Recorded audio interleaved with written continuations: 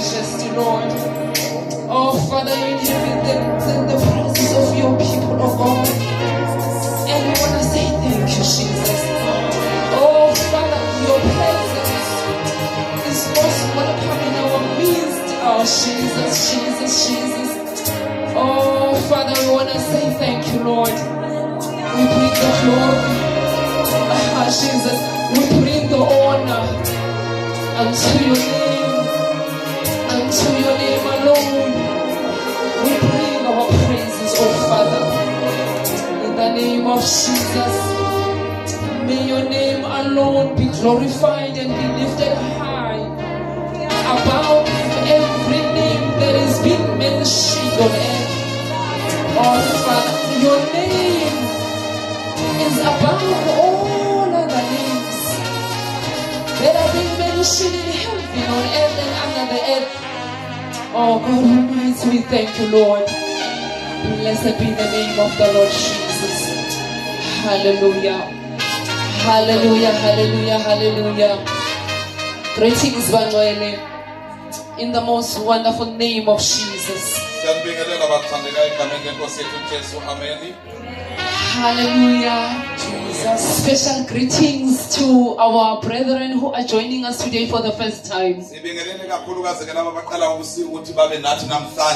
Our brethren, oh brother Nyameni, oh brother Luyanda, our Jesus, our wonderful couple. I know them. They were in Pretoria, the Viwe and Sister Tandega, the Ndondo family. And everyone who is joining us for the first time, we greet you.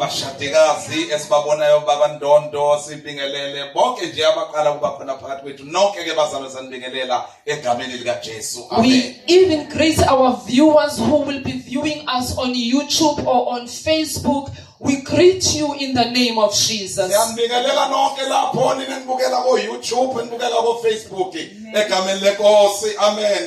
For those who are seeing my face for the first time, I am Mamu Zobapi Eshangu, and I am with Ubaba Umenzi Thamini. Amen. Hallelujah.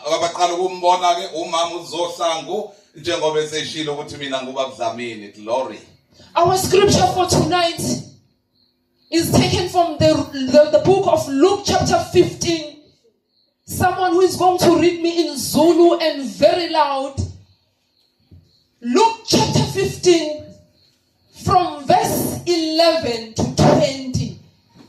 Hallelujah. Whilst the person is still opening the Zulu version for me, oh my God, we are going to sing.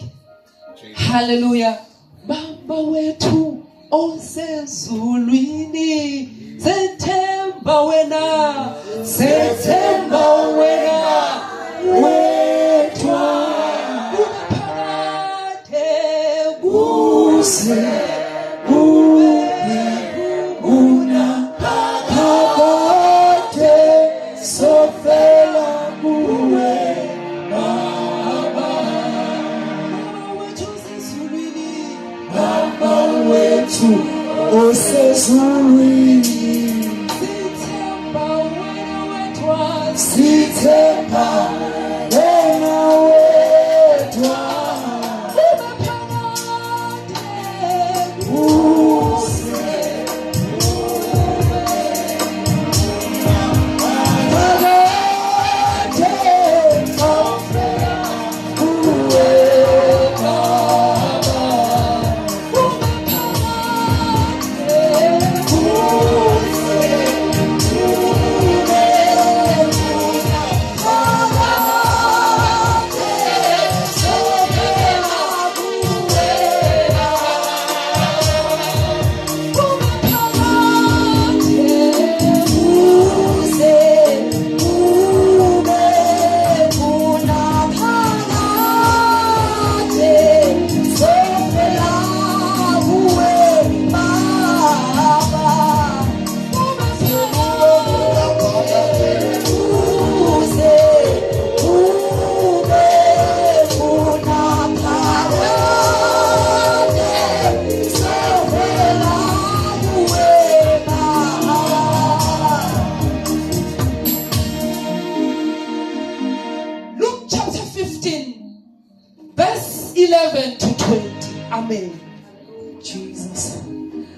Wathi umuntu othile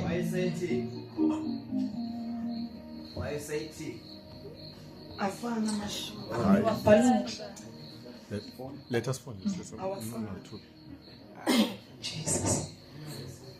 Wathi umuntu othile wayenamadodana amabili. Encane yawo yayisithi kuyise, baba nginika isabelo sempahla yakho esingesami. Futhi wahlukanisela impahla yakhe phakathi kwabo. Jesus. Kwathi kungaka biphi indodana encane yabutha konke kwayo. Yasuka yamuka. Yayezweni elikude. Imali yayo yonke yangena khona. Ukuphila kobula. Wathi sekuphelile konke. Kwakungekho ukudla kulelozwe. Futhi wayeswele. Wasehamba wazibeka esandleni somunye wabantu balelo lizwe. Wamthuma emadlelweni akhe ukuthi aphe izingulube ukudla kwazo. Wayeswele kakhulu. Waze wajabulela ukudla izingulube. Kodwa lapho esesangulukile wathi, zingakanani izinceku zikababa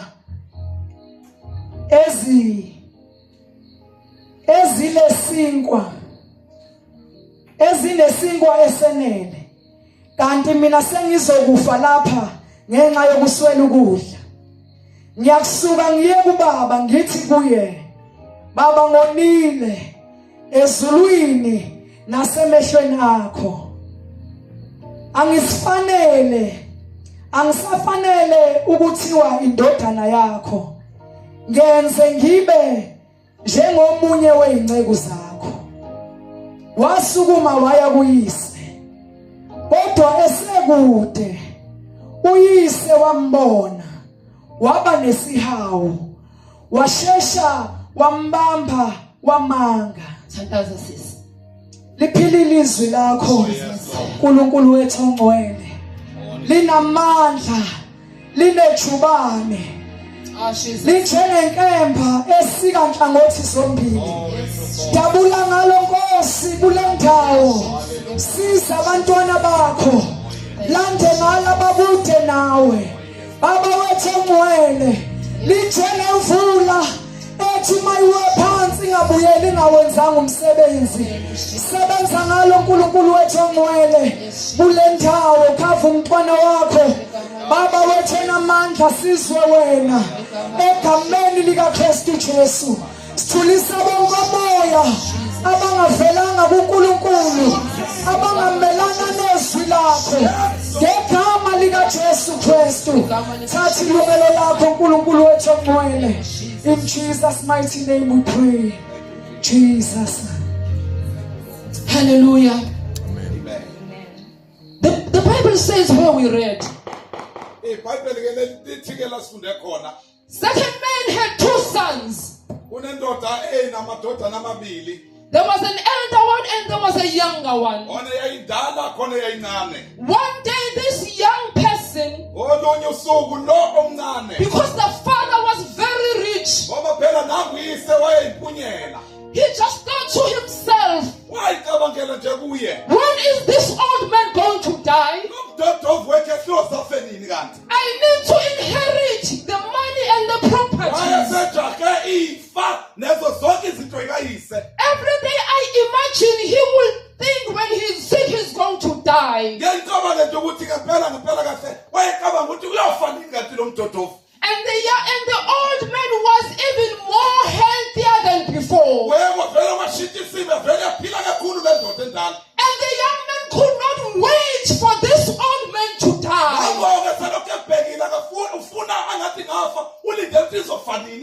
He did not die. He went to him.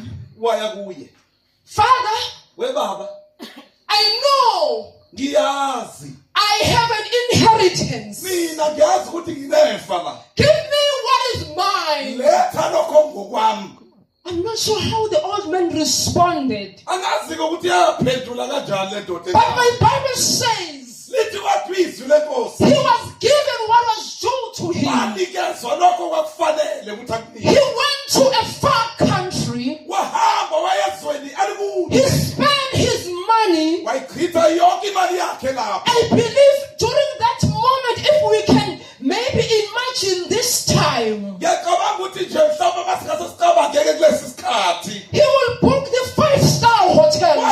wayizofuna ihotela leodidi oluphezulu He will go to not any place. wayengeke ahambe kunoma yiphi indawo nje He will go to the places where it will cost you maybe 2,000 rand to have just supper. wayizofuna mhlawumbe indawo eyiphakeme kakhulu ezingase zibize imali engangeyinkulungwane ezimbili ukuthola nje ukudla kwasebusuku And by that time he had friends. ngaleso sikhathi unabangani Because there are friends, there are people who are going to join you when you have got money. ngoba phela kunabantu kunabangani abahamba nawe kuphela uma unemali Some of your friends, abanye babo they are not even genuine. abanye babo bayizithipha nje zokuthiphazisa But they want to gain something out of your life. abafuna ukuyithola kuwe empilweni yakho My Bible says lithi iBhayibheli he lami spent all his money. itha yonke imali yakhe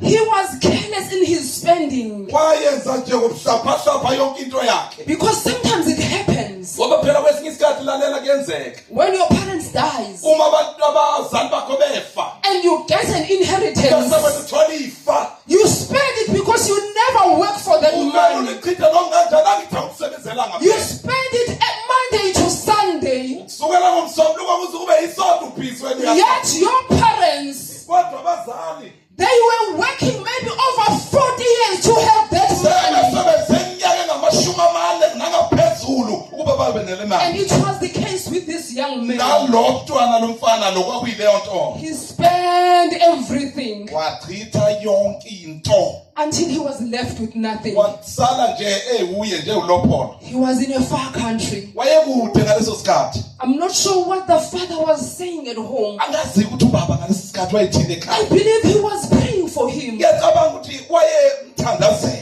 Maybe saying, Father, mhlawumbe ethi baba let me not see death before I see my son. ngingaboni ukufa ngingakayiboni indodana I miss my son. ngiyikhumbula indodana He belongs to this family. ungowalapha ekhaya kulo mndeni The longer he prays, ngesikhathi eqhubeka ekhuleka the longer it took for the young man to come back.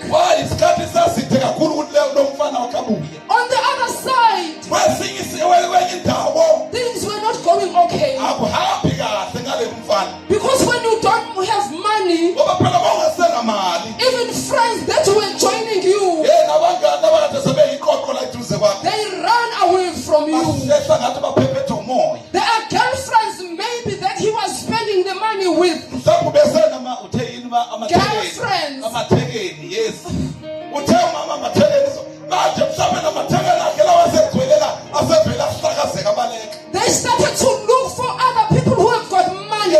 baqala bapheka abanemali kuyo abangcono kunalo Because there are relationships. ngoba manje There are relationships kunobuhlobo obuthile that are not built on genuine love, akhiwanga othandweni olunqo but that are based on what you have. olubekwe ey'ntweni onazo wena The minute you are unemployed, ngesikhathi ungakaqashwa they run away babalekela kude and look for people bafune bantu who are going to take them to Mauritius yena bazobathatha babafake esikebheni kuyiwe eMauritius because you no longer have money. phela ngithi wena usenamali It was the case with this young man. kwakunjalo-ke nangale ndoda encane umfana lo He was thinking to himself, wayecabanga-ke kuye where I'm going to get money to buy bread. yayibongiso ithatha apha imali iyokuthenga nje ulofu wesinkwa kongenani This person was living a soft life. bephila impilo ebuthebelele emnandi When it is December time, ngesikhathi Disemba he will go to Cape Town uzohamba nje vele ahamba eKapa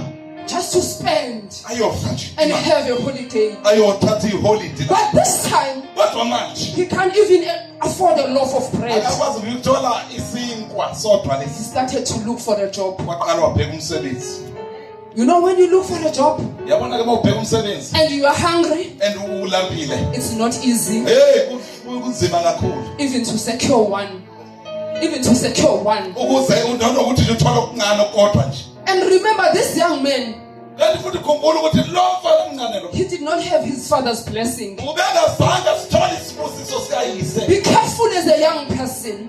basobha njengomntwana omncane njengomuntu Be omncane careful as a young person. basobha njengomuntu omncane nje Never do a thing that is going to make your parents to cry. ungenzi into ezokhalisa umzali wakho Some of the things that are going on in your life, ezinye zezinto ezenzekalayo njengamanje empilweni yakho it's not because they were supposed to be like this. hayi ngoba kade kumele kube kanje But there are things that your parents have been warning you against. kodwa nezinto abazali bakho kade babeqaphelisa ngazo They were saying, don't go to that road. babethi hayi wena ungayi lapha That road is leading you to death. lo mgwaqo lathele ikuholele ekufeni The more your mama or your dad warns you about your ways, ngesikhathi ubaba wakho noma wakho ekuqaphelisa ngendlela ozithathayo the more you disrespect wena them. uvele ube nje ihlonga ndlebe inkunzi malanga yalo This young man, lo mfana omncane he did not have his father's blessing. akawutholanga akasitholanga isibusiso sikayise And the type of the job that he found, sebenzi kawuthola nangu it was to look after the pigs. kwaba ukulusa izingulube into enuka yempi And this person, lo muntu these people who were hiring him, labantu ababemqashile they did not even give him food to eat. babengamniki ngisho ukudla ukuthi adle We don't even hear if he had even place to sleep. asizwa nokuthi ukuthi kazi yona indawo yokulala wayenayo na What a fall.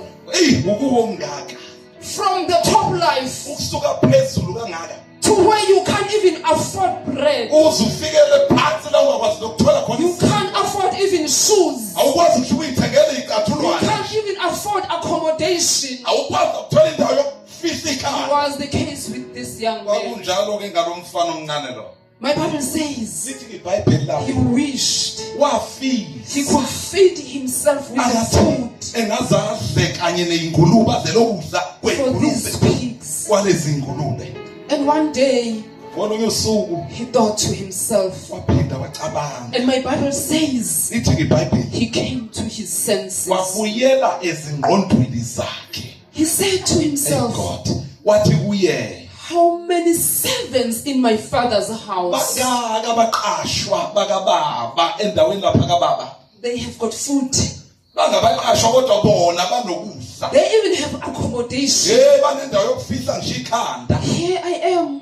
mina kodwa pheka la ngikhona I can't even afford food. angikwazi ngisho ukuthola ukudlanyana I am not going to die here. angeke ngife I am not going to die here. ngeke ngifele lapha I am not going to die ngeke from my ngifele father. lapha Oh my God. Jesus I'm not going to die far from my father. ngeke ngife ngikude nobaba I will go to my father. ngizothatha isinqumo manje ngiye kubaba I will go to him. ngizohamba ngiye kuye I know I have disappointed him, ngiyazi ngidumazile but I will go to him kodwa khona kunjalo ngizoya kuye and humble myself ngizithobe ngizehlise kuye and say, Father, ngithi baba I have sinned ngonile before heaven, phambi kwezulu before you. phambi kwakho I'm no longer worthy awusafanelanga to be called by your name, by your son. usibizwe njengendodana yakho Hire me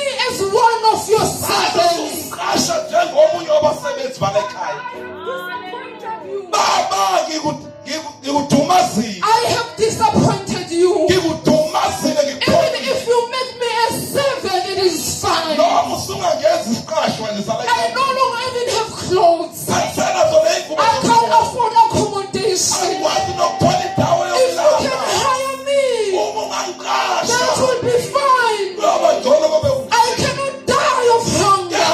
bulawe inzala Oh my God. oh Jesus My Bible says lithi iBhayibheli lami before he even go, ngaphambi kokuba nangaphambi kokuba nje ahambe he came to his father. waqala weza kubaba wakhe He came weza before he even left the place. ngaphambi kokuba ashiye lapha engulubeni waya kubaba wakhe Before he even left, he came. engakaqali nokuthatha isinyathelo kodwa wafika. What does that mean? Ithini le nto? He made a decision within himself. Wenza isinqumo phakathi kwakhe. He made a decision. Wenza isinqumo. I don't mind what are they going to say. Anginandaba ukuthi bazothini. I don't mind what the neighbors are going to call me. Yebo makhelwane anginandaba ngangibiza kanjani. I am going to my father.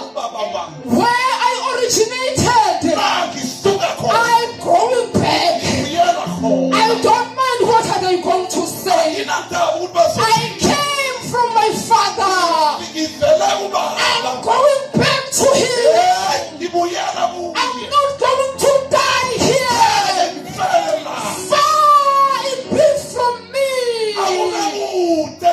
to be given a proper burial. A proper burial. I'm going to my father.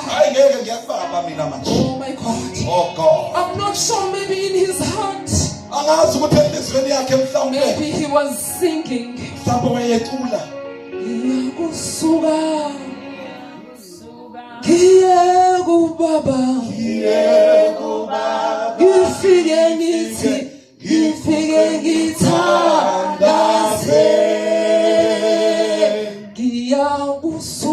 Ngiyakusuka,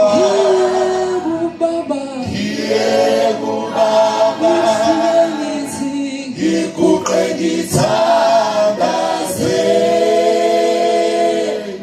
izono sami,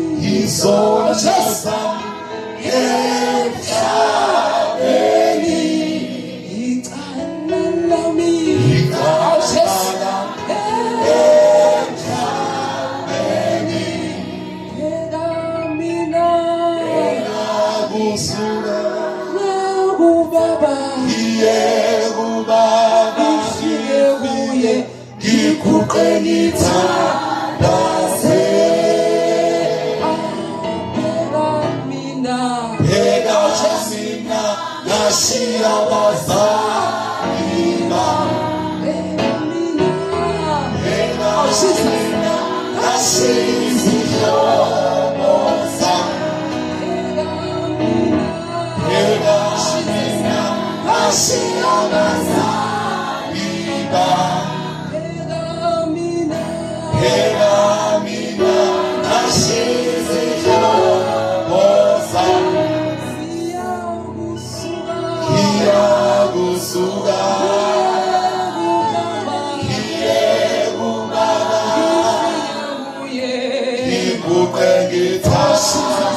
he could imagine himself kneeling before his father.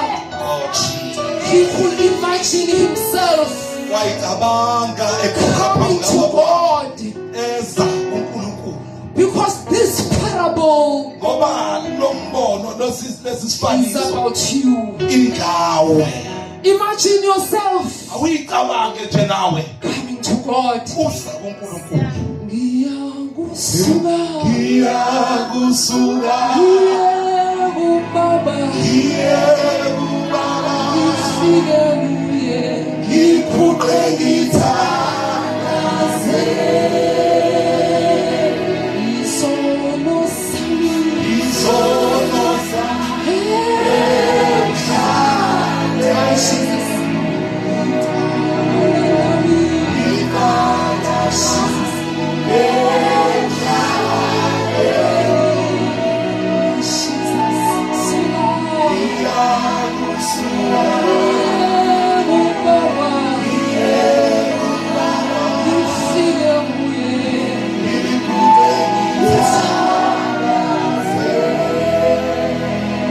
my Bible says, when he came to his father, his father saw him from afar.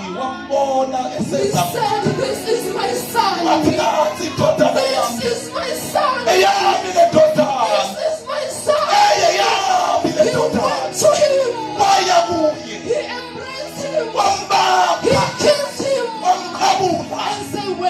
home. wathi awuyakwamukela mntanami ekhaya Welcome home. buye ekhaya mntanami Welcome home. buye mntanami ekhaya Oh, Jesus. yaphashata Tonight, it doesn't matter what you have done.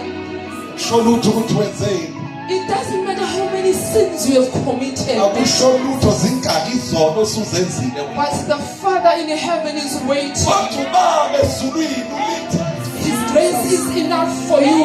umusa wakhe ukwanele His grace is sufficient umusa wakhe wanele bonke to embrace you, ukuthi ubambe to wash you, ukubuyisele cleanse you, to purify you, ukugcwelisa declare you holy, ukuwenza wena ube to ngcwele declare you. ukubika If you have never done everything, come. Your Father is waiting. Far it be from you.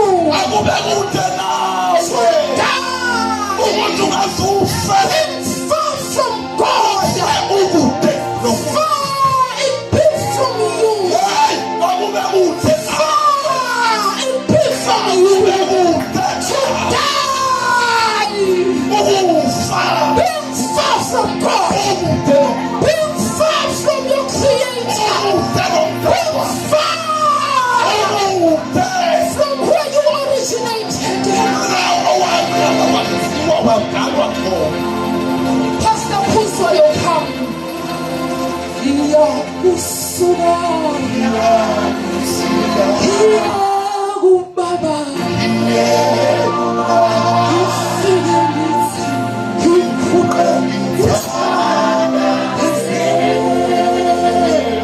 Iya usuga.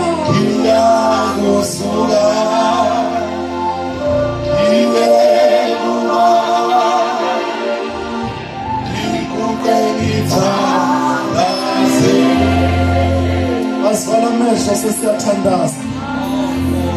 Hallelujah. Thank you, Jesus. Thank you, Jesus. Thank you, Jesus. Thank you, Jesus. Thank you, Jesus. Hallelujah. Thank you, Jesus. Hallelujah. Sesiyathandaza. Oh yes. Thank you, Jesus. Hallelujah. Hallelujah. Hallelujah. Sesiyathandaza. Ngegama likaJesu. Ngiyawusuka. Ndiye Baba. Hallelujah. Oh Jesus. Sesiyathandaza ngegama likaJesu. Oh Jesus. It's a matter of making a decision. Hallelujah. Isinqumo senzayo isona esosindisa impilo yakho. Oh Jesus, Jesus. Isinqumo ozosenza namhlanje isona esizosindisa ukuphila kwakho. Jesus, Jesus. Sesiyathandaza Hallelujah. ngegama likaJesu. Oh Jesus. Lensizwa yathola ithuba yalimosha kodwa ukusha ayivumanga ukufela ezweni elikude. Jesus. Abanye abantu bafika ukufa kubafika ezweni elikude Oh Jesus. kodwa le ndoda yahlakanipha Hallelujah. ukufa ngakafiki Jesus. yakhumbula ukuthi inoyise. Namhlanje sizothi khumbula umdali wakho. Hallelujah. Khumbula umenzi wakho. Oh Jesus. Zingakafiki insuku Jesus. umuntu ashoyo ngazi ukuthi angithokozi. Hallelujah. Asivala amehlo sesiyathandaza. Oh Jesus. Unenhlanhla yokuthi uthole ithuba Jesus. lokubuyisana nomenzi wakho. Hallelujah. Yilo lana lithalinye. Jesus. Yilo lenye Jesus. ungabe usahlehlisa. Yile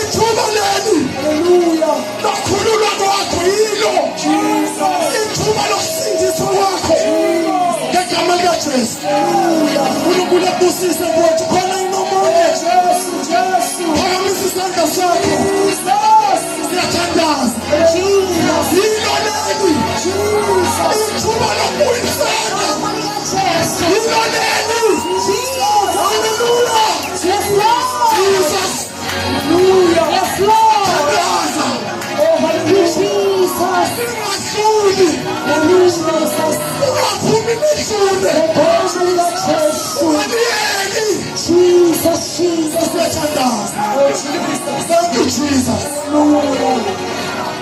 Ukhona yini omunye odinga uJesu? Oh, Jesus. Phakamisa isandla sakho. Sasiyathandaza.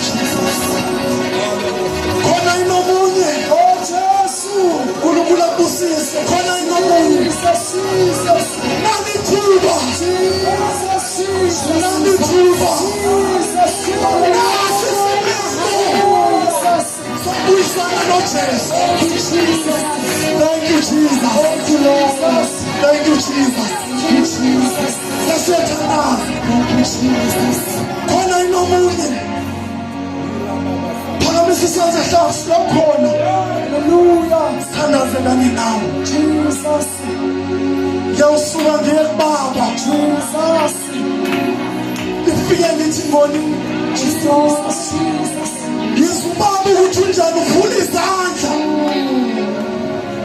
Hallelujah. Oh, Jesus. uNkulunkulu akubusise sisi wami. Jesus. Wasenza isinqumo esihle. Jesus. Jesus. Uyabona ngeke uyisole. Jesus. Ziningi izinto ongayisola ngazo. Oh, Jesus. Aleyo ukwamukela uJesu. Ngeke uyisole izinto. Kunenqubo asenziwa abantu bangayisola kumanje. Kodwa lesuzo Jesu. You never regret. Hallelujah. You never regret. Jesus. Cela sukuma sime ngenyawo.